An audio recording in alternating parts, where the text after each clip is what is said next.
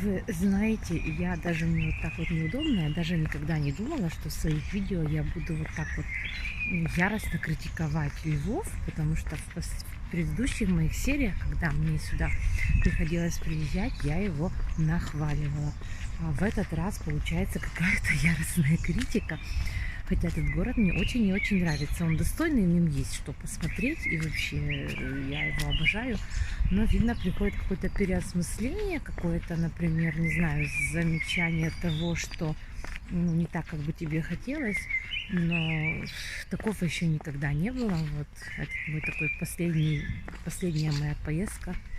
Такая более, такая, не знаю, горькая, что ли, ну, если иметь в виду вот эти эмоциональные такие, потому что рабочие моменты я не буду упоминать, это все как бы не то, о чем я буду говорить на канале, но вот такие эмоциональные какие-то мои ощущения, переосмысления в этот раз они совершенно другие.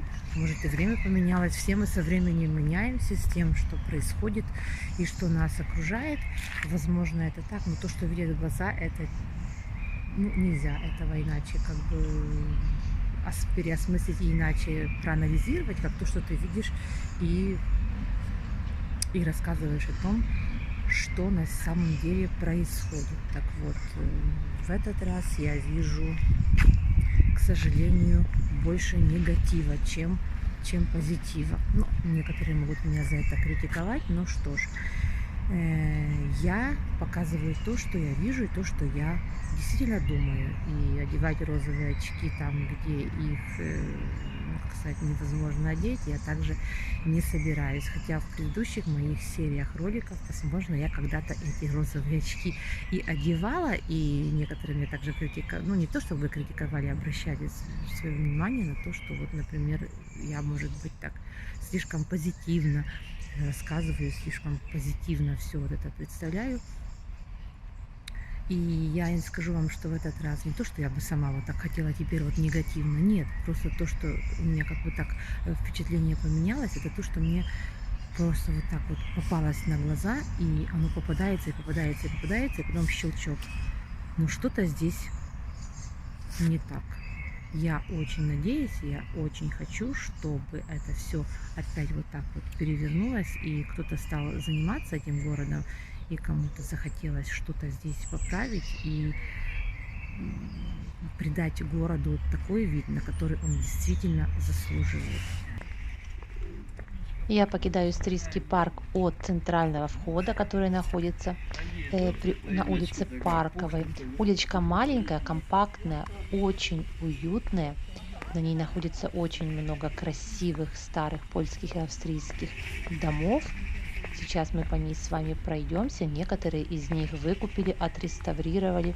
И они действительно, посмотрите, как прекрасно выглядят. На некоторых даже еще находятся польские названия польских вилл, как они назывались. Улица просто роскошная. И теперь, опять же, если перенестись на машине времени в прошлое, представьте, какие здесь были цветущие кусты, палисадники и какая атмосфера на ней царила, если даже сейчас здесь очень и очень приятно.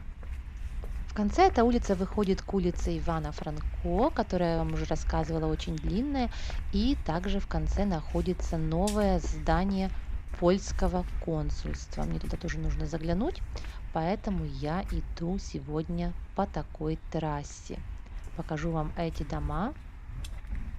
А вот эта вилла, которую вы видите с балконами, там сейчас находится детская поликлиника, но раньше принадлежала богатой семье.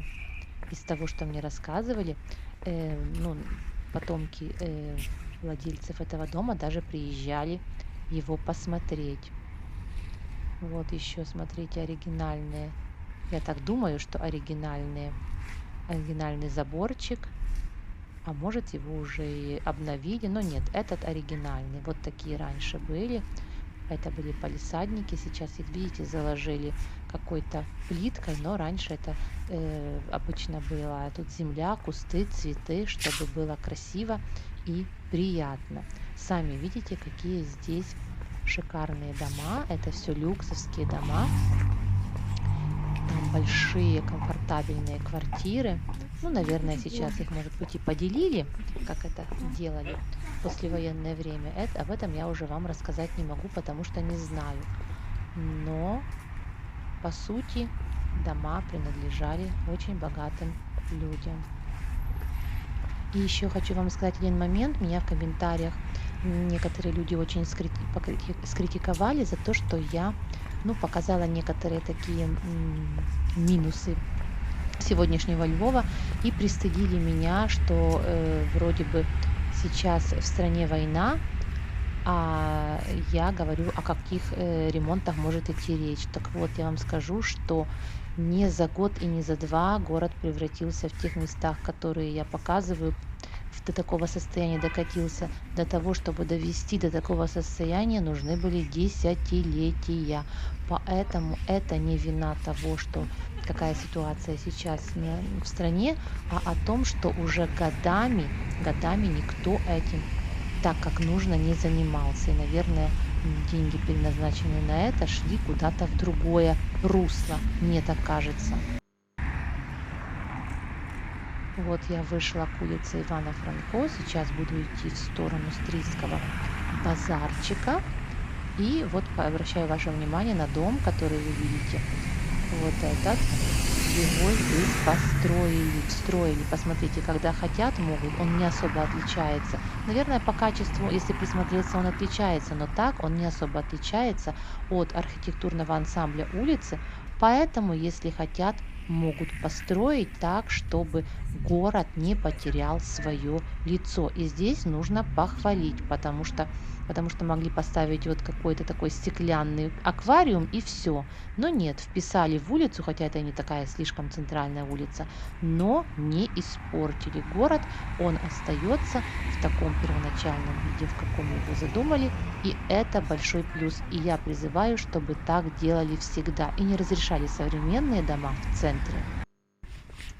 По дороге зашла еще в такой уютный квартальчик в этом же районе. И хочу вам показать, какие улицы вот близко, очень близко центра, но уютненькие, тихие и спокойные. Вы никогда не скажете, что это центр почти миллионного города. Эти улочки, на этих улочках обычно строились тоже люксовские дома, вот, комфортабельные, уютные. И посмотрите, с каким единственный минус, который здесь я наблюдаю, так это то, что нету здесь слишком большого количества магазинов, и вот так вот под рукой нету, нужно куда-то идти, и особенно зимой это не слишком удобно вот сюда все покупки носить. Но если про другое качество жизни рассуждать, тишина, покой, много зелени и пару шагов, и ты уже в центре города, инфраструктура, транспорт, и ты доедешь куда хочешь. Это, конечно же, большой плюс. Ну, о состоянии домов можете судить сами, о состоянии палисадников также, видите, видно, люди уже этим сейчас не занимаются, потому что все запущено. Вот. Трава тоже не кошена. Вот если привести это все в такой вид, в котором оно должно быть, это райский уголок. И вот, знаете, мне кажется, что это не только вопрос того, есть ли деньги на обустройство или их нету, потому что ведь есть дворники, которых оплачивают, у них есть зарплаты, у них есть ставки, поэтому нужен, мне кажется, просто хороший, добросовестный хозяин, который будет этим всем руководить и следить за тем, чтобы люди выполняли качественно свою работу по уборке, по внешнему виду. Я не знаю, кто занимается зеленью, или это дворники должны, или там специальные службы, наверное, должны тоже прийти покосить траву. На это все выделяются деньги, потому что люди работают, поэтому нужно только проследить за тем, чтобы люди выполняли свою работу качественно, за то, что получают деньги. Тогда эти все райончики, эти все места будут хорошо и уютно, опрятно выглядеть. Поэтому все списывать вот так сразу на определенные обстоятельства нельзя. Это удобный предлог, чтобы не делать то, за что ты ответственный и получаешь деньги. И я еще раз хочу повторить, что моя цель это не то, вот не ходить и критиковать и тыкать пальцем. Нет, я просто вот иду и по дороге показываю, что я вижу, и выражаю свое мнение.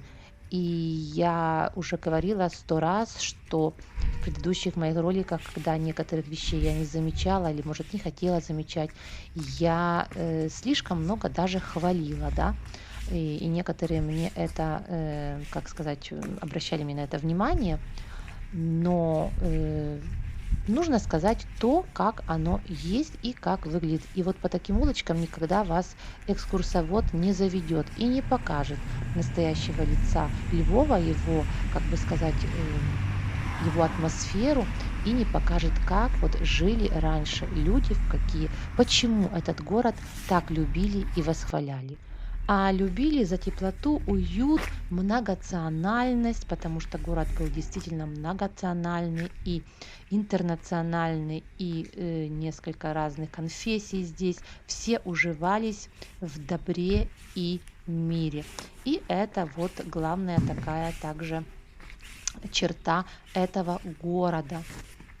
И это подчеркивается даже в таких старых польских, львовских песен, которых множество, и люди до сих пор их помнят и поют. Поэтому, если интересно, послушайте. Вот смотрите, демонтирует или монтирует. Здесь тарелку не знаю. Если демонтирует, хорошо. Если монтирует, то это преступление. Так же, как этот кондиционер, который на этом доме. Смотрите, вот даже вот в гараж, двери в гараж пробили какие-то. Ну просто, видите, нету никого, кто бы следил за тем, чтобы старые дома вот так вот не перекраивали под современный строй. На этом, друзья мои, я буду сегодня прогулку заканчивать. Это еще не последнее видео со Львова. Смотрите предыдущие, заходите на следующие, следите. Погуляем еще, покажу вам то, куда с вами никто не зайдет и не покажет.